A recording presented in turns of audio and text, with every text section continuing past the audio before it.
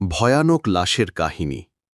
একটা ছোট গ্রাম, নদীর ধারে, যেখানে রাতে কুয়াশা নেমে এলে রাস্তাঘাট একেবারে অন্ধকার হয়ে যেত।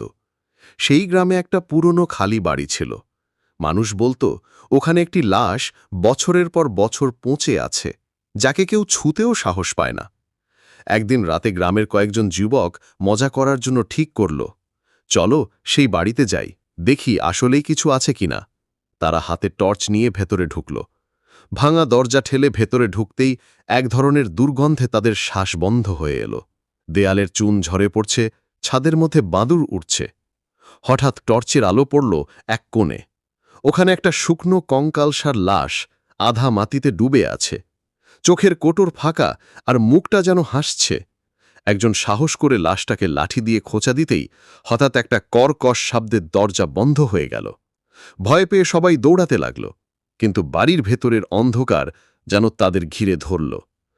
তারপর হঠাৎ সেই লাশ নড়ল, তার ফাঁকা চোখ থেকে কালো তরল পড়তে লাগল, আর গলায় থেকে বেরোল চাপা গর্জন, তোরা আমার ঘুম ভাঙালি, তোদের এখন কেউ বাঁচাতে পারবে না।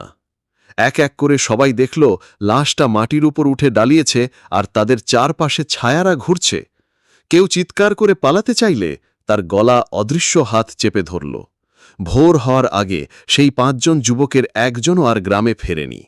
সকালে গ্রামের লোকজন শুধু দেখল সেই পুরনো বাড়ির জানালা থেকে শুকনো রক্তের দাগ গড়িয়ে পড়ছে, আর ভেতর থেকে ভেসে আসছে মানুষের চিৎকারের ক্ষীণ প্রতিধ্বনি। তারপর থেকে গ্রামের লোকেরা ওই বাড়ির দিকেও আর পা বাড়ায় না।